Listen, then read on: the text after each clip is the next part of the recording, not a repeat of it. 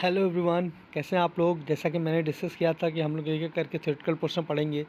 तो सबसे पहले हम बेसिक पढ़ेंगे और बेसिक में भी चैप्टर 1 पे मैं कोशिश करूँगा बहुत ज़्यादा डिटेल में न जाऊँ, शॉर्ट में ही चीज़ों को रखूँ। और वीडियो अगर आपको स्लो लगेगी तो आप 2x स्पीड में करके देख सकते हैं। तो चलिए हम लोग शुरू करते हैं। मैं इंपॉर्टेंट पॉइंट्स पे ही कोशिश करूँगा डिस्कशन करने का। हम लोग आते हैं नेचर ऑफ इलेक्ट्रिसिटी पे। तो we know that matter is electrical in nature, that it contains particle of electricity, protons and electrons. कह रहा है कि जो मैटर होता है वो इलेक्ट्रिकल होता है नेचर में, मतलब उसका नेचर इलेक्ट्रिकल होता है। उसमें इलेक्ट्रिसिटी के पार्टिकल्स होते हैं और इलेक्ट्रिसिटी के पार्टिकल्स का मतलब क्या, प्रोटॉन्स एंड इलेक्ट्रॉन्स। एक चीज़ मैं आपको पहले से बता दूं, मुझे ज़्यादा नॉलेज नहीं है, मैं पढ़ूंगा और पढ़ के जो मुझे समझ में आएगा वही आपको बताने की कोशिश करूँगा। The positive charge on proton is equal to negative charge on electron. हमें पता है कि जो पॉजिटिव चार्ज प्रोटॉन पे होता है उतना ही निगेटिव चार्ज इलेक्ट्रॉन पे होता है। अब कोई बॉडी कितना चार्ज एग्जिबिट करती है वो डिपेंड करता है, मतलब कोई बॉडी इलेक्ट्रिसिटी कंडक्ट करेगी या नहीं करेगी वो डिपेंड करेगा कि ये इनके पार्टिकल्स कितने हैं, प्रोटॉन और इलेक्ट्रॉन कितने हैं। If the number of protons is equal the number of electrons in a body, the resultant charge is zero and the body will be electrically neutral. यानी कि जब number of proton number of electron के equal होगा तो resultant charge zero हो जाएगा, body हमारी electrically neutral हो जाएगी। जैसे कि इस बुक का पेपर जो है वो इलेक्ट्रिकली न्यूट्रल है। क्यों? क्योंकि इसमें number of proton number of electron के इक्वल है। इसी तरीके से अगर किसी न्यूट्रल बॉडी से कुछ इलेक्ट्रॉन निकाल लिया जाए, अब सवाल यह आता है कि इलेक्ट्रॉन ही क्यों निकाला जाएगा। तो जेई लेवल में हमको बहुत नहीं जानना है, इसलिए बहुत ज़्यादा सवालों में नहीं पढ़ना है, हमको ब्रीफ में पढ़ना है, प्रिपरेशन पॉइंट ऑफ व्यू से पढ़ना है, सिलेक्शन पॉइंट ऑफ व्यू से पढ़ना है।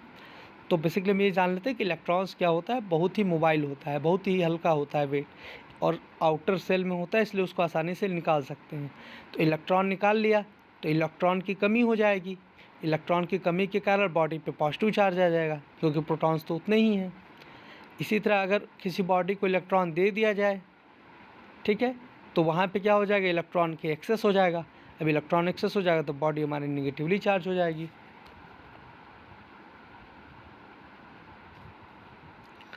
अब बात करते हैं यूनिट ऑफ चार्ज की।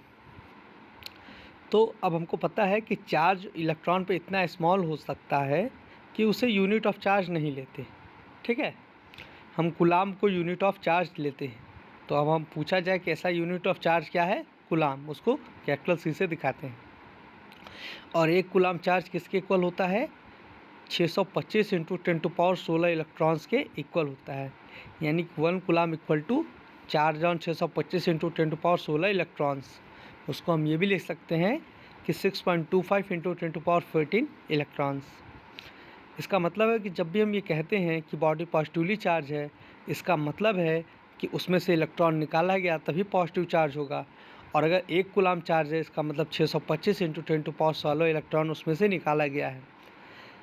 अब अगर ये निकाला जाए कि 1 इलेक्ट्रॉन पे कितना चार्ज होगा, तो उसको निकालने के लिए करते हैं 1/6.25 इंटू 10⁻16, और माइनस साइन ये दिखाता है कि इलेक्ट्रॉन जो है वो निगेटिवली चार्ज है कि पॉजिटिवली चार्ज है। तो इलेक्ट्रॉन निगेटिवली चार्ज होता है। तो इलेक्ट्रॉन पे जो चार्ज होता है वो 1.6 इंटू 10⁻19 कूलाम होता है। ठीक इसी तरह प्रोटॉन पे भी जो चार्ज होता है 1.6 इंटू 10⁻19 कूलाम होता है। आगे बढ़ेंगे, हम इलेक्ट्रॉन के बारे में पढ़ेंगे।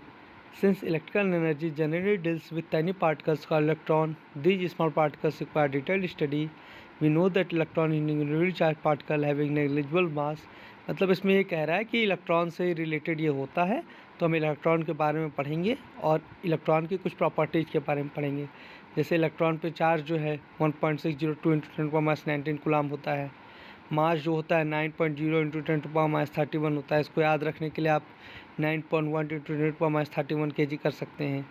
रेडियस जो होता है इलेक्ट्रॉन का वो 1.9 इंटू 10⁻15 मीटर होता है। इसको फर्मी लेवल भी कहते हैं। और फिर ratio E/m of an electron is 1.77 into 10⁻11 coulombs पर kg।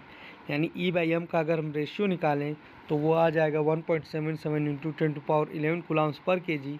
इसका मतलब है कि इलेक्ट्रॉन जो है वो बहुत ही स्मॉल होता है, उसका मास बहुत ही स्मॉल होता है, उसके चार्ज की अपेक्षा मास बहुत ही कम होता है। उसके चार्ज की अपेक्षा। इसलिए वो आसानी से it is due to this property of an electron that it is very mobile and greatly influenced by electric और मैग्नेटिक फील्ड। अब चूँकि मास की अपेक्षा चार्ज बहुत ज़्यादा होता है, इसीलिए इलेक्ट्रिक या मैग्नेटिक फील्ड में वो डिफ्लेक्ट हो जाता है या उससे इन्फ्लुएंस हो जाता है।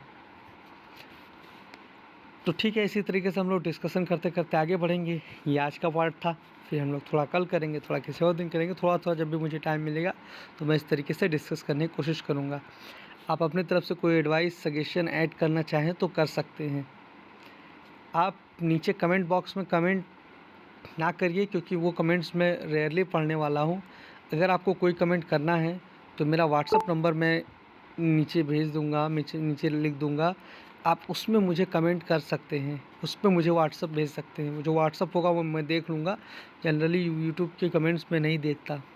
Okay, all the very best, bye bye.